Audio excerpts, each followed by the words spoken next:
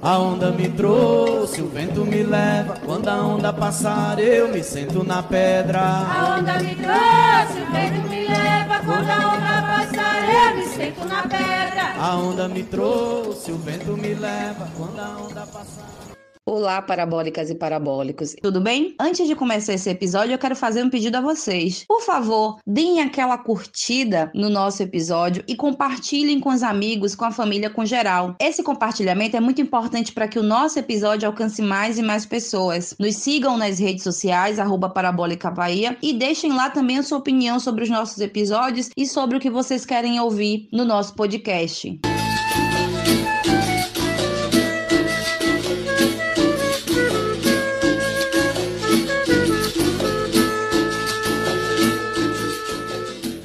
Olá, eu sou Jamile Palafoz e esse é o Parabólica Bahia, o seu podcast favorito.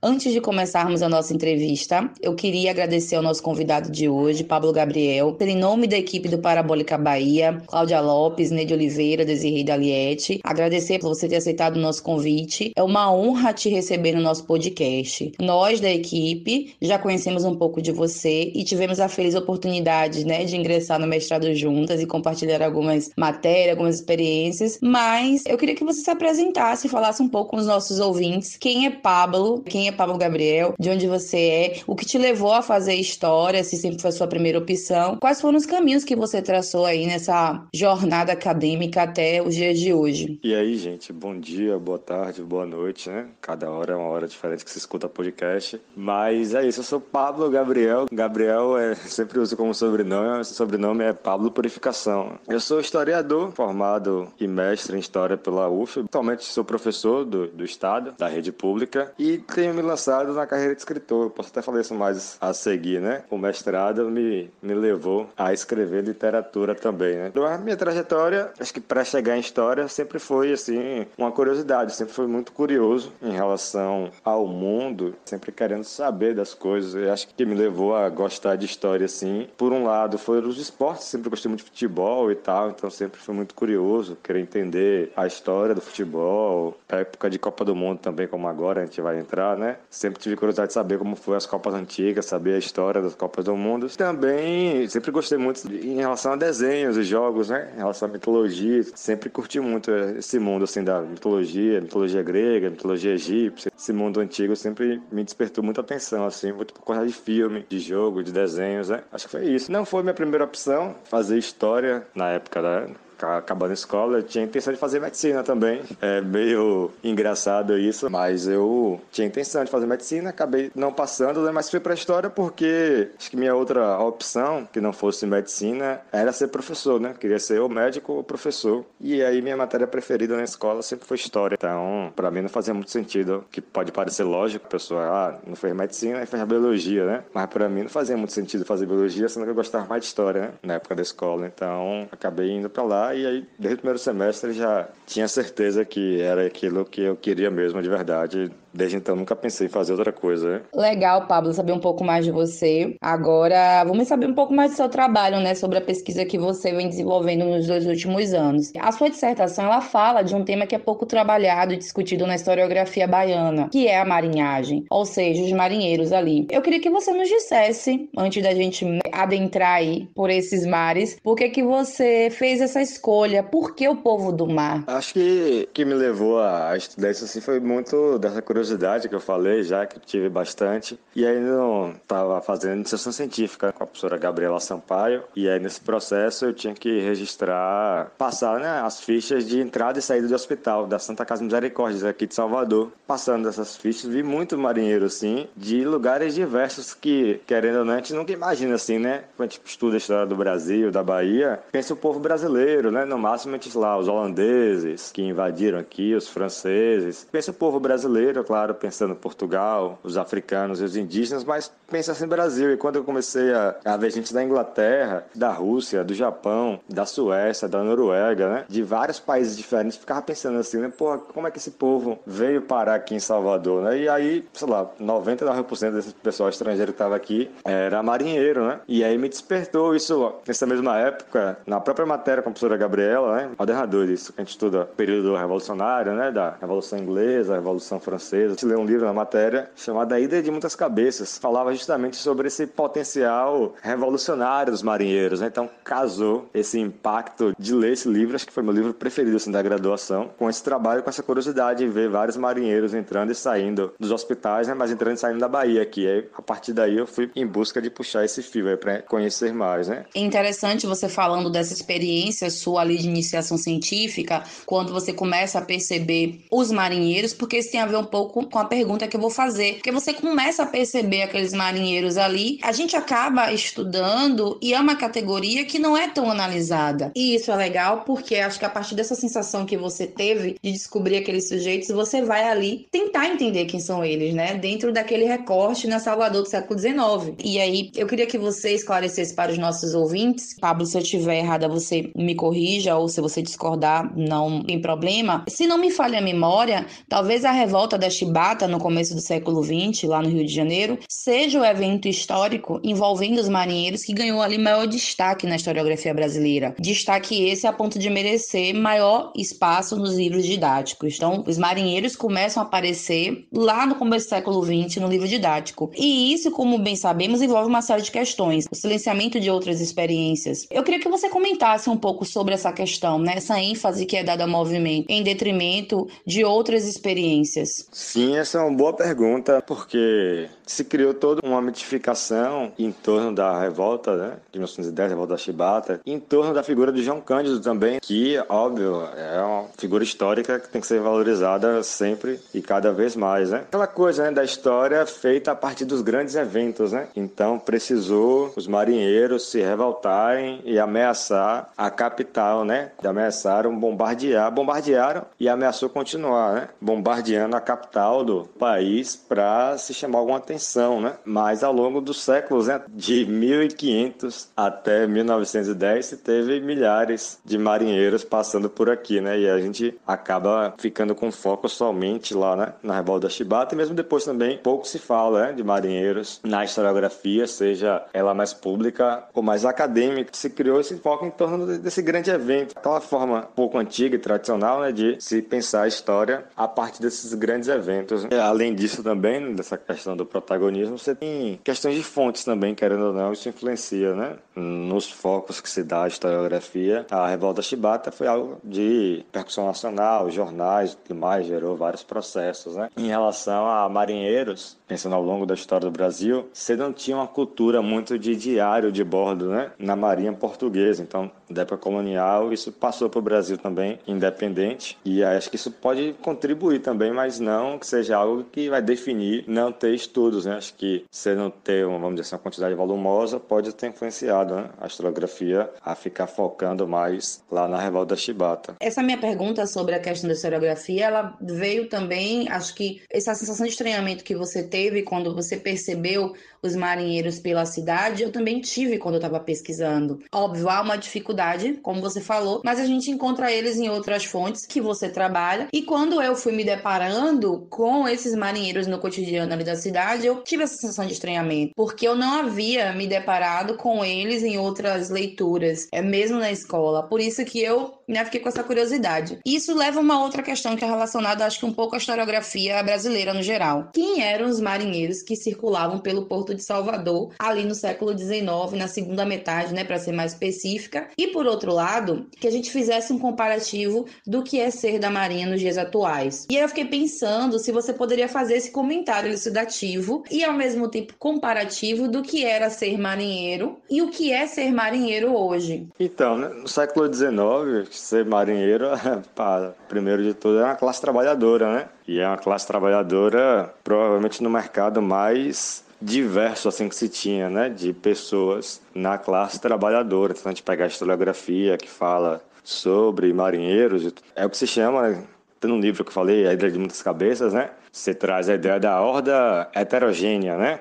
Que é esse bando de gente de todo tipo de lugar, né? Então você tinha camponês, você tinha pessoas da cidade, você tinha pessoas pretas, brancas, asiáticas, né? Esse ambiente bem diverso, assim, que compunha. Tem até mulheres, né? Você tem uma historiografia já internacional que estuda a participação de mulheres também, se não como marinheiras, como trabalhadoras de navios, né? Mas ao redor desse mundo, né? Você já tem alguns estudos incipientes sobre isso. Para fazer um comparativo com hoje, acho que hoje é bem diferente daquela época, né? No sentido, até no século XX, na virada do 19 para o 20, ainda pega um pouco disso, né? A navegação a vapor, né? Quando substitui a navegação a vela, já vai trazer grandes mudanças, assim, né? Porque um marinheiro de navio à vela, ele tinha uma série de trabalhos, o trabalho era muito mais desgastante. É meio que aquela coisa, né, de sair da manufatura para o trabalho industrial. Então, várias pessoas nesse caminho saem literalmente do navio, então a quantidade de marinheiros diminuiu bastante. Isso já falando de Brasil, né, já nas primeiras décadas, né, do século XX. E aí,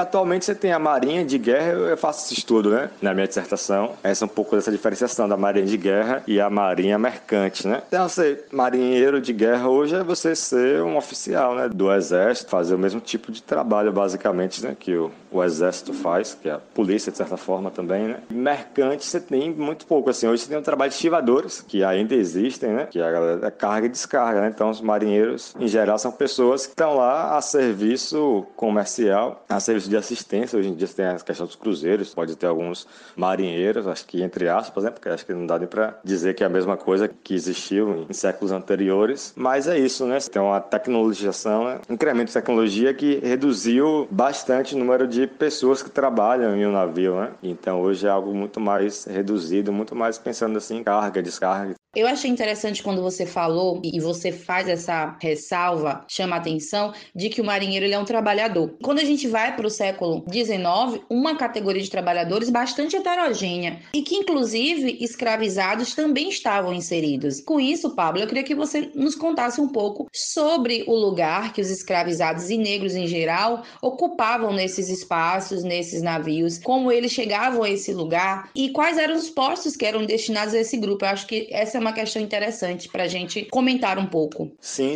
eu comecei estudando muito pensando nos estrangeiros, mas falando de Bahia, a gente não pode excluir, né? Nem fechar os olhos para negros, africanos, para o trabalho escravo, a mão de obra escrava. No período que eu recortei, né, para minha dissertação, você tem todo um movimento de que é o quê, né? Pós-lei Eusébio de Queiroz, então acabou com o tráfico. Então toda a economia baiana e brasileira está voltando a mão de obra escravizada para o campo, né? Para o trabalho nas grandes fazendas, seja de café lá no sul, de cana-de-açúcar aqui na Bahia. Então você tem um movimento de diminuir o trabalho escravo urbano em geral, e não foi diferente com os marinheiros, né? Então a mão de obra escrava nesse período está decaindo, mas ela foi amplamente utilizada ao longo, desde o Brasil colônia até a primeira metade do século XIX, a mão de obra escravizada. O que acontece? Acho que o trabalho do marinheiro, você tinha uma questão, como posso falar, né? Hoje em dia é uma palavra não muito legal de se falar, mas que na prática daquele contexto se valia de verdade, que é meritocracia, né? Então você tem o mérito, se uma pessoa tem habilidades superiores, ela em geral vai ascender. Claro que ela não vai virar chefe ou não vai virar dona de uma companhia de navegação, porque isso aí já ultrapassa a questão do navio em si, mas era um ambiente aberto para ascensão social. Então você vai ter algumas pessoas que conseguiram, o próprio já do clássico livro, né, do João Reis, esqueci o nome dos outros agora, desculpa, né? Que é o Alufar Rufino. Então, o Alufar Rufino também trabalhou como marinheiro, né? O João Reis coloca ele como cozinheiro, né? Mas o cozinheiro tinha uma importância grande, né? Na marinhagem em si, né? Na vida dos marinheiros. Então, você tem um ambiente que é aberto, de certa forma, para a mão de obra escrava. Tem outras questões também, por exemplo, o Jaime Rodrigues, que é um dos grandes estudiosos assim, dos marinheiros aqui no Brasil, né? Ele pega sobretudo a época do tráfico transatlântico ainda em alta, então ele pega do final do século XVIII até 1850. Ele vai falar que apesar de ser um ambiente, vamos assim, que abre portas, mas o racismo ele está em quais sentidos, por exemplo? A questão da idade para ser aprendiz. Então, a média de idade de aprendiz dos negros, né? Dos negros e ou africanos, em geral, era maior do que a dos brancos. Os castigos também era algo que, em geral, a população negra sofria mais castigos e mais severos do que os brancos também, os marinheiros brancos. Então você tem essas questões também do racismo atingindo, ainda que se tivesse algumas portas abertas, né, no trabalho do marinheiro, né? O seu recorte ele vai de 1850, onde o tráfico de escravizados ele é proibido, e vai até 1890, depois da abolição já na pública. E eu queria que você falasse um pouco de como é que você avalia esse processo de desmonte da escravidão e o impacto no mundo do trabalho marítimo, né? Para a gente pensar um pouco essa relação. Massa, é uma boa coisa para se pensar e questionar. Acho que, querendo ou não, todo trabalho, pelo menos a minha visão de história, trabalho acadêmico, a gente estuda um tema específico para pensar o todo, né? Então, acho que o mundo marítimo, o mundo dos marinheiros, é um bom prisma assim, para enxergar a sociedade nesse período de transformação. E aí, pegar esse contexto de final de escravidão é bem interessante mostrar, né? Como, querendo ou não, se a história do Brasil, pensando no geral, assim, a história do trabalho do Brasil, você teve um processo de ir reduzindo a mão de obra escrava aos poucos, tanto que aquela velha frase, né, do lento e gradual, que você queria acabar a escravidão, com a questão da indenização para os senhores. Então, a gente enxerga um pouco desse processo, assim, né? E aí, para depois virar uma mão de obra precarizada, né? Que foi o que aconteceu com a população negra como um todo, né? A população de descendentes escravizados, né? Se tornar uma mão de obra desvalorizada. Então, com os marinheiros também foi esse processo, né? De desvalorização da mão de obra e tudo mais, de colocar, e como eu falei, essa mudança tecnológica, né? Essa mudança da vela para o vapor foi algo que acarretou uma diminuição, né? Então você teve diminuição da quantidade de empregos. Então você tem essa questão, a população negra vai para outros mercados, como se teve também, que também acabou pouco tempo depois, foi o mercado de baleeiros, por exemplo, de caçar baleias, vender o óleo, né? Que era que servia de combustível, foi algo também que aos poucos foi acabando, né? E aí muitos tiveram que ir para outros empregos. Você teve gente que conseguia trabalhar no porto, de estivadores, e procurar outras áreas, porque foi algo que foi se acabando, se desgastando um pouco, e basicamente o trabalho na marinha virou serviço, né? Na marinha de guerra. Marinheiro, marinheiro, quem te ensinou a navegar foi o tombo do navio, foi o balanço do mar. Lá vem, como ele vem faceiro, todo de branco, com seu bonezinho. Sobre a marinhagem, chama um pouco a minha atenção essa relação da marinhagem e os crimes, porque é muito comum encontrarmos notas em jornais, documentos da Secretaria de Polícia, onde os marinheiros estavam envolvidos em diversas questões, como por exemplo desordens. Encontrei vários marinheiros que estavam envolvidos em desordens, marinheiros da Inglaterra, marinheiros franceses, alguns embriagados, enfim, uma série de crimes onde eles vão aparecer, mas que não geravam um processo. Era uma categoria que circulava bastante pelo porto. Os navios aportavam, ficavam ali para abastecer. Muitos eram presos 2 ou 3 vezes, até como reincidentes. Mudava um pouco da dinâmica ali do porto da cidade. Eu queria que você falasse um pouco de como é que você avalia essas prisões desses sujeitos, terem algumas vezes passagens repetidas pelas instituições carcerárias de Salvador. Eu analisei que você tem um movimento, né, da polícia de perseguição mesmo, de controle maior da classe trabalhadora como um todo. Isso envolve até, como eu falei, a questão do desmantelamento da escravidão e tudo mais, como é um processo que está acabando a escravidão, e aí o aumento da vigilância está ocorrendo, o aumento das prisões. Então as prisões cada vez mais diárias, de estar querendo controlar essa população. E a região do Porto era uma região bastante, vamos dizer assim, visada, né, para a polícia, de certa forma, onde tinha a maioria das prisões, eram os bairros centrais de Salvador, as freguesias centrais, então a região portuária, a região Pelourinho, essas regiões mais próximas do centro, onde se tinha controle bastante rígido. E aí, pensar essas vivências dos marinheiros, tem uma questão que, pelo que eu analiso até pela historiografia, é algo estrutural, assim, né, o trabalho marítimo, um trabalho super mega pesado que se tinha, e um trabalho isolado isolado do resto da sociedade, né? Durante vários e vários meses, dependendo do tipo de viagem que se fazia, do tipo de navio que se tinha. Então se levava meses dentro de um navio sem sair. E aí acaba que isso em vários lugares do mundo, quando os marinheiros saíam, eles estavam a fim de curtir o período de liberdade, era como eles chamavam até, né? O período de terra firme de liberdade. Então eles estavam, isso ao longo da história, né? Querendo curtir o máximo que puder, o período em terra firme. Então era muito comum, né? Algo muito associado, né? Os marinheiros com o mundo, da questão do álcool, das festas e tudo mais, se a gente pensar até, por exemplo, nas religiões populares, o Umbanda, né? Você tem a questão do marujo, algo muito sempre ligado ao álcool. Então faz parte dessa cultura popular a ligação de marinheiros com festas, com embriaguez. Dado isso, né? Isso é algo que é mais estrutural e histórico, você tinha uma perseguição bastante forte, assim, sobre os marinheiros, justamente por conta disso também, essa questão de potencial revolucionário. Claro que do século XIX não é o mesmo contexto lá do século XVI, XVII, quando o capitalismo estava surgindo. No século XIX já está mais ou menos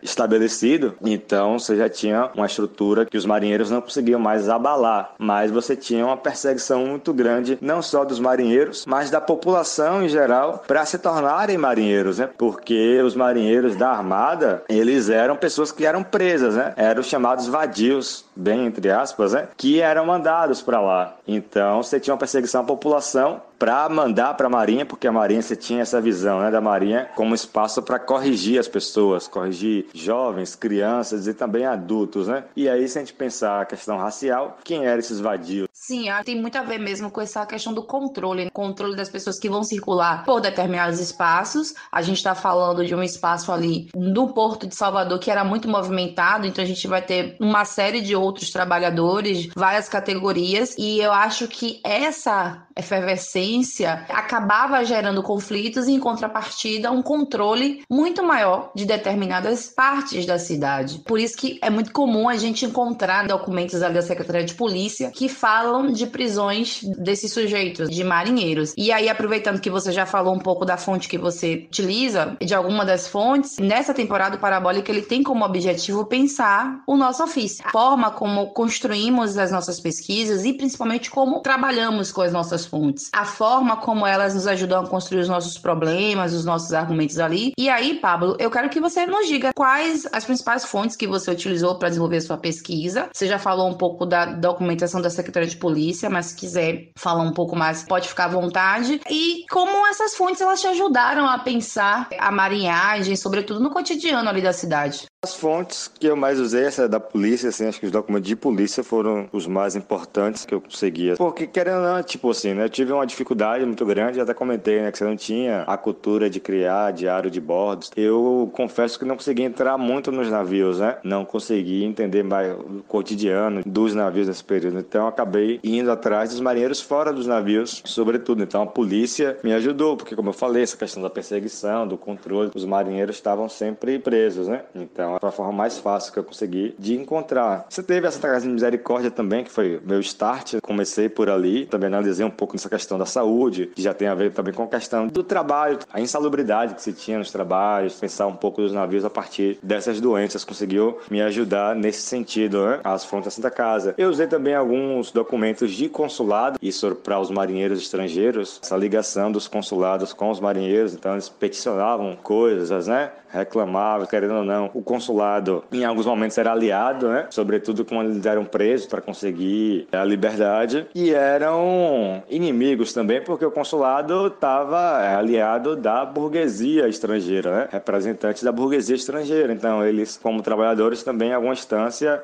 seria essa contradição, né? Momentos aliados, momentos inimigos, né? Bem interessante entender esse contexto assim. E alguns documentos também da Escola de Marinha, que foi muito interessante para tentar entender também esse universo, né, de como era a escola de marinheiros, de como era a Marinha Armada aqui em Salvador e como funcionava um pouco esse cotidiano. Então peguei cartas, né, da escola de Marinha, pude conseguir entender lá como era todo o complexo, o estudo também que se tinha, né, a educação que se dava para esses aprendizes de marinheiros. Basicamente essas as fontes assim que eu consegui. E aí contribuiu muito para eu, como eu falei, entender a circulação dos marinheiros pela cidade, sociedade, entender em que eles estavam envolvidos, as lutas que se teve em buscar melhorias e direitos. E aí você tinha a principal forma de resistência que os marinheiros tinham era a deserção, né? Mesmo individualmente ou em coletivo, se tinha, né? Era algo muito comum a deserção. Então eu pude identificar a partir dessas fontes, né? Entender essa luta, esse trabalho cotidiano. Eu usei também a literatura, né? Como fonte também. Então usei, a principal referência foi o clássico, né? Do naturalismo brasileiro, que é o Bom Crioulo, que mostra justamente esse período final da época da escravidão e tudo mais, né? O personagem principal, ele é um escravo que foge e vai para a marinha. Então mostra um pouco como isso, né? Como a marinha era um lugar repressor, mas para quem era escravizado era um lugar libertador, né? Foi bem interessante. Eu usei também o Moby Dick, né? O Herman Melville,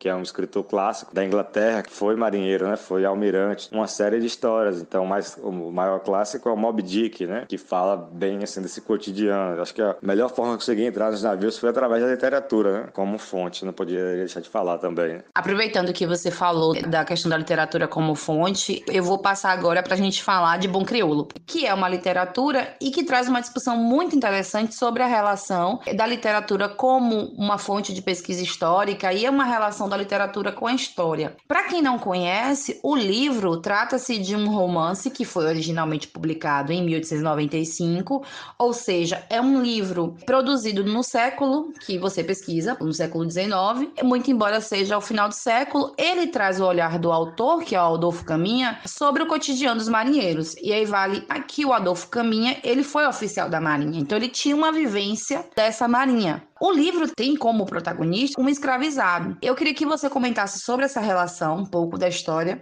e da literatura, e como essa obra, especificamente, te ajudou a pensar o cotidiano. No sentido de, por exemplo, tem alguma questão ali que foi tratada pelo Adolfo Caminha e que você encontrou elementos parecidos em outras fontes durante a sua pesquisa? Esse livro é um livro clássico assim, da nossa literatura, né? Acho que ele dá meio que junto com Cortiça, considero acho que os dois principais livros do naturalismo brasileiro, né? É um livro que me ajudou bastante, assim, porque eu li ele bem no momento, como eu falei, tive essa dificuldade de entrar nos navios pelas fontes, né? Então eu fiquei quebrando a cabeça de como conseguir fazer isso.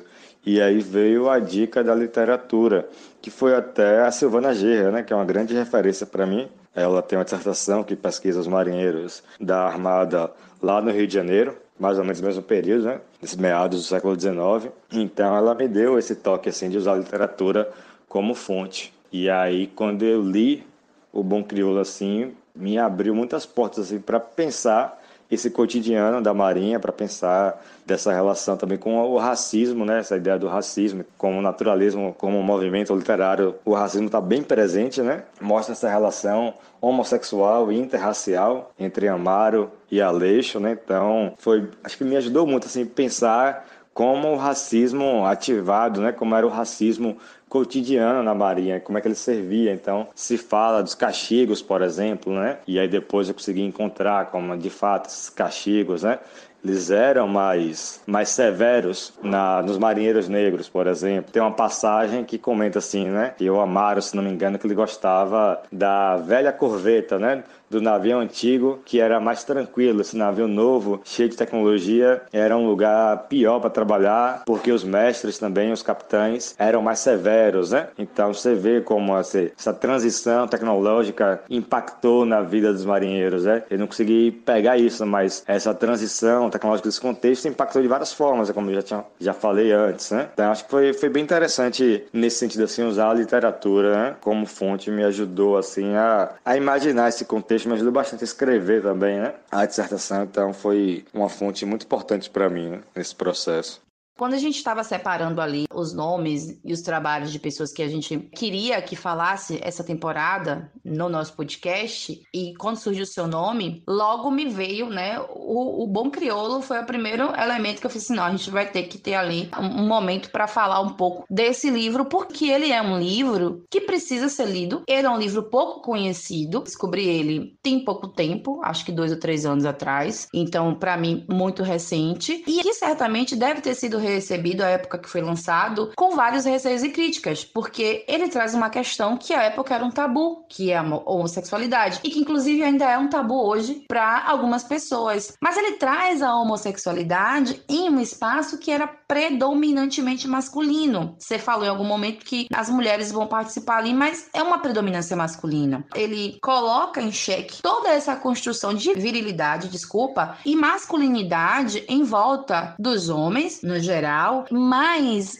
a construção em torno de uma categoria específica que são os marinheiros. É um livro que traz uma discussão muito interessante. Há uma cobrança sobre essa categoria do ponto de vista mesmo de ser esse homem, né, macho e tal. E eu queria que você falasse um pouco como é que você pensou essa questão da homossexualidade na marinhagem e se você encontrou fontes que te possibilitaram trazer essa discussão. Sim, esse era um grande tabu e acho que ainda é, querendo ou não, de certa forma, os marinheiros ainda têm uma imagem associada com a homossexualidade. Se a gente pensar assim nas Forças Armadas, os marinheiros e a homossexualidade têm uma associação muito maior do que o exército, do que a aeronáutica, do que os policiais e tudo mais, no imaginário popular e tal. O livro, ele foi de bastante impacto, assim, tanto que o próprio Adolfo Caminha sabia da polêmica que ele estava lançando. Ele lançou o livro como um oficial da Marinha, né? Um ex-oficial, um oficial da Marinha, não me lembro agora exatamente, mas ele não teve coragem de nomear, né? Porque sabia que era algo bastante polêmico. Assim, infelizmente eu não consegui nenhuma fonte, vamos dizer assim, mais palpável, que desse para escrever mais sobre o assunto. Então, acabei pegando mais referências. Tuvana Gerra fala sobre isso, o Jaime Rodrigues também fala sobre essa questão da homossexualidade na Marinha. Eu, infelizmente, não consegui nada, assim, que pudesse trazer algo de novo. Eu faço um debate que é o quê, né? É uma questão que, de certa forma, seria natural. Se a gente pensar ao longo da história da marinhagem, né, pensando desde a época das grandes navegações, se passava meses no navio, então seria natural que esses homens, já que, sei lá, a esmagadora maioria das pessoas que estavam em navios eram homens, iriam ter relações sexuais entre eles. E aí, de diversos tipos, né? Teria relações forçadas, vamos dizer assim, você teria estupros, você teria relações hierárquicas, né? Dos capitães, dos chefes, dos mestres, utilizando, né, do seu poder para ter relação sexual. E aí você tinha a figura do aprendiz, né? O aprendiz geralmente eram jovens, eram pessoas mais jovens, então ele tinha aquela coisa, né, do papel feminino dos navios, né? Então eles aprendiam a limpar, por exemplo, né? Eles aprendiam dessa parte da limpeza e acabava também meio que servindo sexualmente os marinheiros. Você tinha isso. Eu assisti recentemente uma série, né, que conta a história da primeira volta ao mundo, que foi a expedição do Fernão de Magalhães, que saiu da Espanha e deu a volta ao mundo em 1519, né? Nesse período aí das grandes navegações. E aí na série tem uma cena, né, de um estupro, né? Um marinheiro que tenta estuprar um aprendiz. Aí depois ele foi penalizado e tudo mais. Então era algo muito comum, assim, né? Só que como eu não tive, por exemplo, diários de bordo, algum processo que analisasse especificamente isso, foi algo que não tive condições assim de escrever, mas acho que é isso, né? O panorama seria esse. Você tinha relações sexuais misturado com violência, misturado com hierarquias, mas também relações afetivas, né? Acho que a gente não pode negar esse campo também afetivo e dizer que era impossível de acontecer, né? Acho que era algo bem provável até. E eu, querendo ou não, pensando no bom crioulo, né? O Amaro, que é o protagonista, ele tinha um afeto por Aleixo. O Aleixo, aparentemente não tinha, ele se utilizou de Amaro para conseguir ascender, ele chega como aprendiz e tudo mais, e ascende, mas na história você tinha uma relação afetiva, né? De Amaro para Aleixo. Acho que essas relações afetivas, elas existiam. O próprio Moby Dick também, né? Você tem uma relação, não uma relação amorosa, mas uma relação de amizade, né? Se coloca uma afetividade de amizade muito grande. De Ismael, que é o protagonista, né? Que é branco, que é inglês, com Queequeg, que era da Polinésia. Então eles viram super amigos, de meio que um dar vida pelo outro. Então você tinha relações afetivas também nesse mundo que construía, né? A marinhagem. Então acho que esse seria mais ou menos o panorama que eu consegui identificar, né?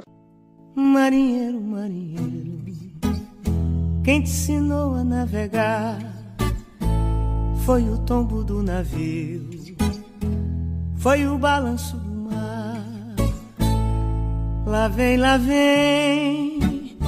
como ele vem faceiro, todo de branco, com seu bonezinho. Falamos do seu trabalho, que diga-se de passagem, é muito interessante, mas agora eu quero sair um pouco desse seu projeto para a gente ir para uma outra questão, porque assim, Parabólica ele tem muito em comum com uma outra coisa que você faz, porque muito se tem discutido sobre história pública, né? Ou seja, essa prática, né, dos profissionais ligados à área de história de interagir com grandes públicos, um público que não necessariamente seja das universidades, e fazer isso através de intervenções que não eram comuns à área, como por exemplo o podcast, que é o que a gente faz. Parabólica faz parte dessa prática. E eu tô trazendo essa questão porque você também faz parte dessa nova prática. E aí, para quem não sabe, o Pablo, ele faz parte de um grupo chamado Historiando 21. O Historiando tem uma página no Instagram e nessa página eles vão trazendo temas da história, apresentando trabalhos de outros colegas, com o objetivo de facilitar o acesso através de uma leitura que não seja tão cansativa e que não deixe o desejar do ponto de vista do rigor teórico ali do ofício historiador. Então, Pablo, com tudo isso que eu falei, eu queria que você falasse um pouco o que você pensa dessa história pública. Como é que você avalia essa nova prática, sobretudo a importância dessa prática nos dias de hoje? Falasse também, aproveitar seu espaço para falar do Historiando 21. Tá certo, valeu. Eu sou péssimo em fazer propaganda, então já era para ter falado isso na apresentação. Então, obrigado aí pela propaganda e por poder divulgar assim o trabalho, que acho que é um trabalho que eu gosto muito. É bem legal. Sou eu e mais 3 colegas que a gente se formou junto em História. Então, quando a gente estava acabando a graduação, Ramon teve essa ideia, né, de criar uma página e comentou assim com a gente, que a gente tinha um grupo no WhatsApp, né, para conversar e tal. Aí ele comentou que estava com essa ideia, a gente topou. E aí seguiu desde 2019, então já tem 3 anos a página, né? Fez esse ano. E acho que sim, acho que história pública é muito importante, porque a ideia que a gente tinha era o quê? A gente não estava trabalhando ainda nessa época, então a gente tinha a ideia também de compartilhar conhecimento, que é o trabalho do professor que a gente tem, né? Então, e mostrar de uma forma diferente, né? Acho que a história pública, na minha visão, assim, é mostrar conteúdos que a gente não vê na escola, porque os conteúdos da escola são muito batidos, a gente pode fazer várias críticas sobre isso também, né? A forma como a gente aprende na escola, a gente aprende história na escola e tudo mais. Então, mostrar coisas que a gente não aprende na escola e mostrar coisas que a gente aprende na escola, que a gente aprende mais, vamos dizer, na vida, até em jornais e tudo mais, só que por uma ótica diferente. Então, acho que nesse sentido, a história pública é muito bom para poder mostrar novas visões de mundo, novas visões sobre o passado, sobre o presente também, e quem sabe sobre o futuro, né? Porque já que a história estuda a atividade humana no tempo, né? O futuro também faz parte da história, querendo ou não. Então, a gente traz esse debate. Acho que é fundamental estar aqui, esse espaço também em podcast, ocupar as redes sociais como um todo. Então, podcast que debata, que leve, né? Produção acadêmica como esse aqui faz, né? Para outros ouvidos que não de pessoas já dentro da academia, acho que é fundamental nesse sentido assim para poder divulgar, né? Porque infelizmente com tanto desinvestimento que se tem na ciência e tudo mais, a tendência é ficar cada vez mais restrita a produção científica e pensando em história, né? Que não é uma área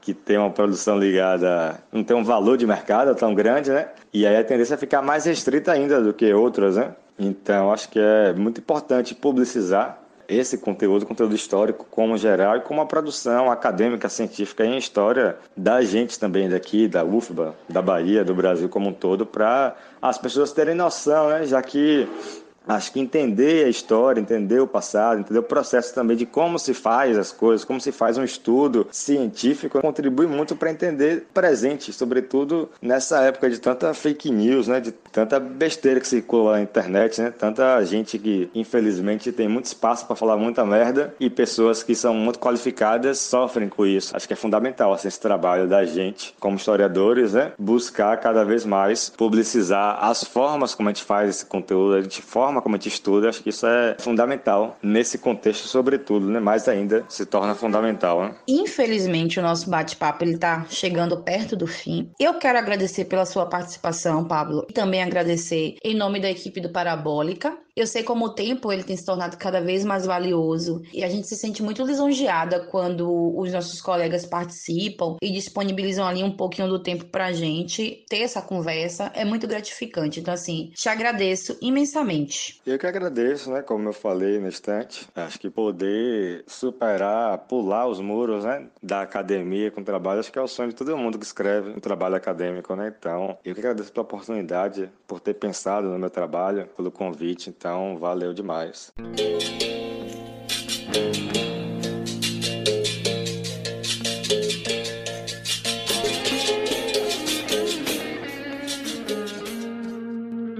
Para finalizar, infelizmente agora é para finalizar mesmo, a gente tem no Parabólica um quadro chamado Largue o Doce, é o momento do nosso convidado ele fazer uma indicação para os nossos ouvintes. Pode ser um livro, pode ser um lugar, uma música, é uma referência que você gosta e que você quer compartilhar com outras pessoas. Só que eu lembro que no começo da nossa conversa, e quando eu pedi para se apresentar, você falou um pouco de que você agora está começando essa carreira de escritor. Então, eu vou deixar também o Largue o Doce aberto para você falar dessa carreira e se quiser fazer indicação de algum texto que você escreveu, acho que é importante, né? Você também falar um pouco dessa sua carreira de escritor. Se você também quiser fazer a indicação do livro, da música ou de algum lugar, pode ficar à vontade, o espaço é todo seu. Tá certo. Valeu, Jamile. Vou aqui largar o doce. Essa entrada aí no mundo da literatura foi justamente nesse contexto de escrever dissertação, né? Acho que essa imaginação histórica a gente tem que ter. E acabou, como eu falei ao longo dessas horas que a gente passou, foi muito boa. Tive limitado em alguns momentos, então acho que imaginar como foi o passado e tal, a literatura me ajudou bastante, assim, a desafogar, a escrever também. Então comecei a escrever bastante coisa, né? E eu não tenho nenhum conto assim ainda, né? Não tenho nada escrito do mundo dos marinheiros. Em breve estarei escrevendo alguma coisa, né? Mas do período de escravidão eu tenho um conto que eu misturo um pouco ficção científica com esse período da escravidão aqui na Bahia, chamado Quilombo Overdrive, que está na minha página, na plataforma chamada Escrive, né? Escrive.com. É uma plataforma de autores, né? Tudo mais, uma plataforma brasileira, que eu escrevo alguns contos lá. Então, acho que isso conecta um pouco do meu trabalho de historiador com pensar a literatura, a ficção científica, que eu gosto bastante. Então, deixo essa dica aí. Quem quiser me seguir também no Instagram, e aí tem lá, eu coloco meus contos lá nos meus destaques, né? Que é @Gabriel com Y, Pablo, né? E aí pode ter contato mais com esses contos. Para largar o doce final, acho que eu falei um pouco do Ida de Muitas Cabeças, né? Que foi assim um dos meus livros preferidos assim da vida. Na graduação também acho que foi o livro preferido que eu li. Deixa ele como uma referência assim. Acho que é um livro que mesmo quem não é historiador, mesmo quem nunca leu nenhum livro assim historiográfico, acho que vai se interessar bastante, porque é um livro muito bom de ser lido assim, que fala justamente sobre esse contexto da pirataria do mundo marítimo no período entre a Revolução Inglesa e a Revolução Francesa, então século XVI, XVII, XVIII, pega esse período assim, então é bem legal esse livro. E aí, em consonância com esse livro, tem uma série que é desse período também, do mundo dos piratas, chamada Black Sails. Série que eu mais gostei, assim, uma série que não tenho nenhuma crítica a se fazer, que é Black Sails. Ela tava na Netflix, não sei se ainda tá disponível lá. E é uma série que mostra justamente esse contexto pirata, né, do século XVI, XVII, né? Lá do contexto da região norte, do Atlântico Norte. Mas é muito boa, assim, de qualidade, de história também. Ela pega um pouco de história com um pouco de literatura, mas consegue fazer, assim, uma conexão muito boa. É uma série incrível, assim, né? Então, deixo essas duas dicas e deixo meu agradecimento mais uma vez. Obrigado, meninas. Obrigado pelo convite e valeu.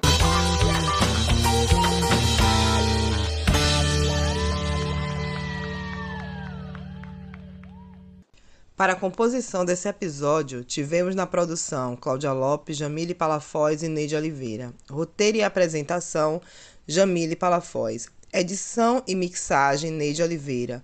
Gestão de mídia, Cláudia Lopes. Nossa vinheta foi produzida por Verônica Ribeiro e Ed Santana. Narração, Jamile Palafoz.